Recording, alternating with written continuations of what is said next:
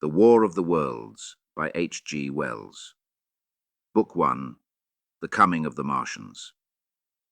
Chapter 13, How I Fell in with the Curate.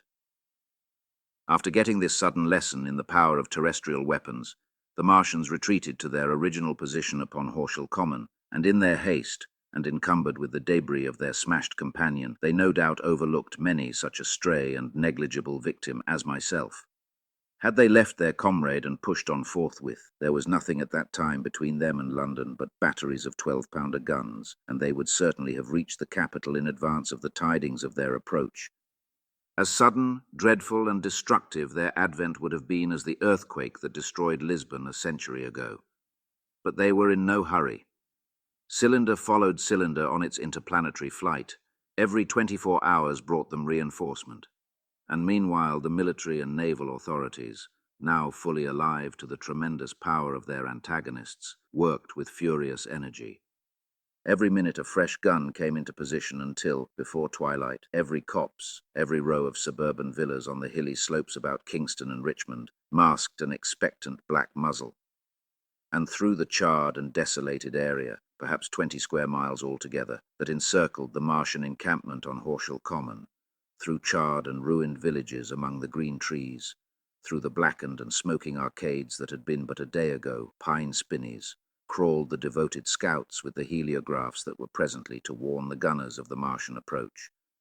But the Martians now understood our command of artillery and the danger of human proximity, and not a man ventured within a mile of either cylinder, save at the price of his life. It would seem that these giants spent the earlier part of the afternoon in going to and fro, transferring everything from the second and third cylinders, the second in Addlestone golf links, and the third at Purford, to their original pit on Horsham Common. Over that, above the blackened heather and ruined buildings that stretched far and wide, stood one as sentinel, while the rest abandoned their vast fighting machines and descended into the pit. They were hard at work there, far into the night, and the towering pillar of dense green smoke that rose therefrom could be seen from the hills about Merrow, and even, it is said, from Banstead and Epsom Downs.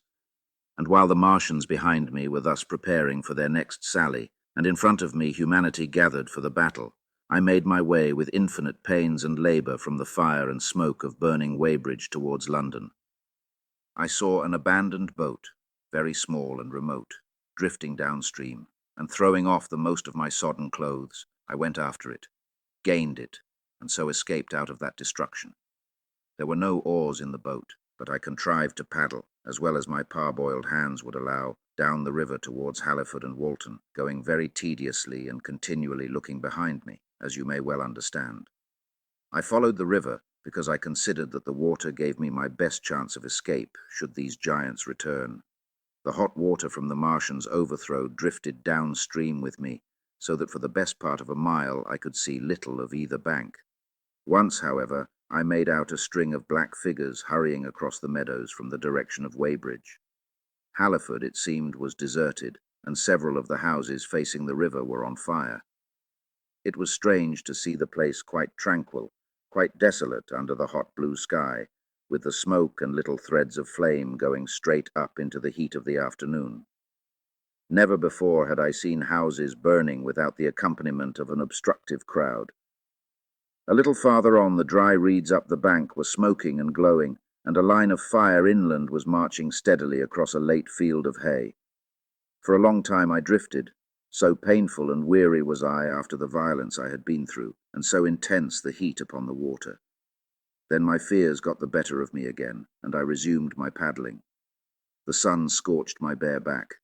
At last, as the bridge at Walton was coming into sight round the bend, my fever and faintness overcame my fears, and I landed on the Middlesex bank and lay down, deadly sick, amid the long grass. I suppose the time was then about 4 or 5 o'clock. I got up presently, walked perhaps half a mile without meeting a soul, and then lay down again in the shadow of a hedge. I seem to remember talking wanderingly to myself during that last spurt. I was also very thirsty and bitterly regretful I had drunk no more water. It is a curious thing that I felt angry with my wife. I cannot account for it, but my impotent desire to reach Leatherhead worried me excessively. I do not clearly remember the arrival of the curate, so that probably I dozed. I became aware of him as a seated figure in soot-smudged shirt-sleeves, and with his upturned, clean-shaven face staring at a faint flickering that danced over the sky. The sky was what is called a mackerel sky, rows and rows of faint down plumes of cloud, just tinted with the midsummer sunset.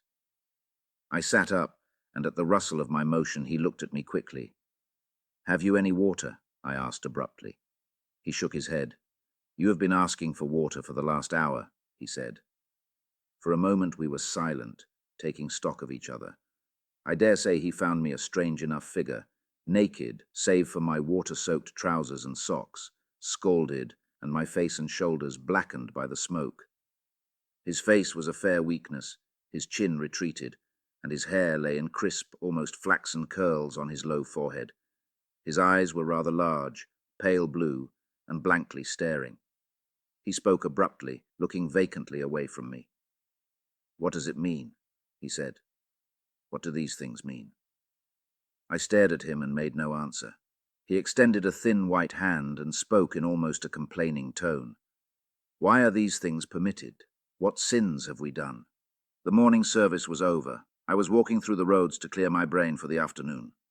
And then, fire, earthquake, death, as if it were Sodom and Gomorrah, all our work undone, all the work. What are these Martians? "What are we?" I answered, clearing my throat. He gripped his knees and turned to look at me again. For half a minute, perhaps, he stared silently. "I was walking through the roads to clear my brain," he said. And suddenly, fire, earthquake, death.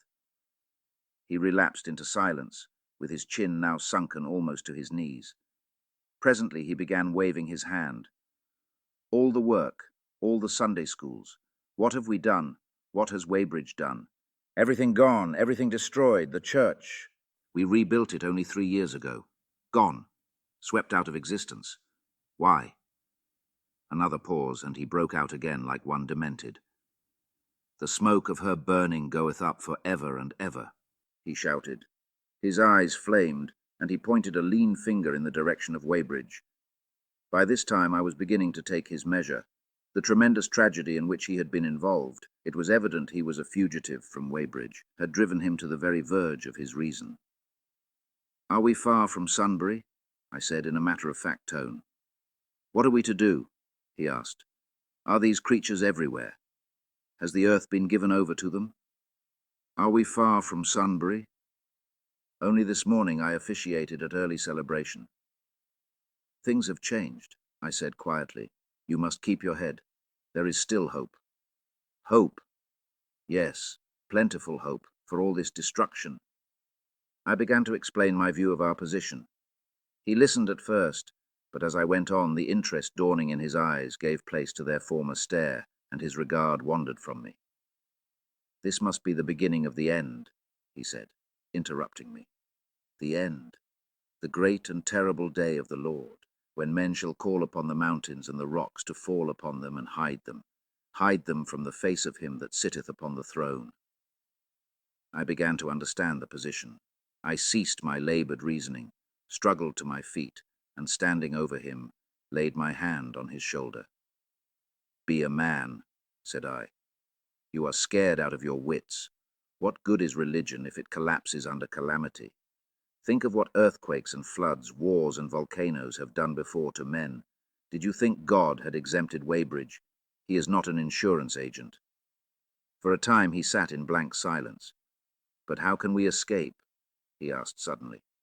"They are invulnerable. They are pitiless." "Neither the one nor perhaps the other," I answered. "And the mightier they are, the more sane and wary should we be. One of them was killed yonder not 3 hours ago." "Killed," he said, staring about him. "How can God's ministers be killed?" "I saw it happen," I proceeded to tell him. "We have chanced to come in for the thick of it," said I, "and that is all." "What is that flicker in the sky?" he asked abruptly. I told him it was the heliograph signaling, that it was the sign of human help and effort in the sky. "We are in the midst of it," I said. "Quiet as it is. That flicker in the sky tells of the gathering storm. Yonder, I take it, are the Martians, and Londonward, where those hills rise about Richmond and Kingston and the trees give cover. Earthworks are being thrown up and guns are being placed. Presently the Martians will be coming this way again." And even as I spoke, he sprang to his feet and stopped me by a gesture. "Listen," he said. From beyond the low hills across the water came the dull resonance of distant guns and a remote, weird crying. Then everything was still. A cockchafer came droning over the hedge and past us. High in the west, the crescent moon hung faint and pale above the smoke of Weybridge and Shepperton and the hot, still splendor of the sunset. "We had better follow this path," I said, "northward."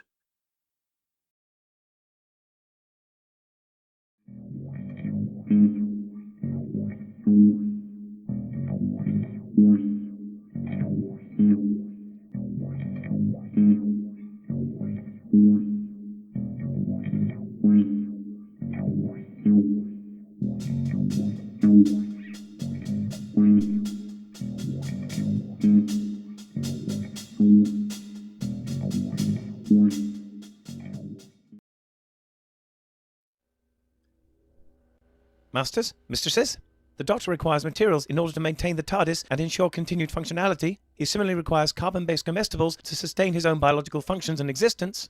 Master would never say this, but he requires aid beyond that supplied by this unit in order to acquire these. To aid the Doctor in his various tasks and creations, this can be most effectively achieved via Patreon or Substack subscriptions, or through donations directly to PayPal.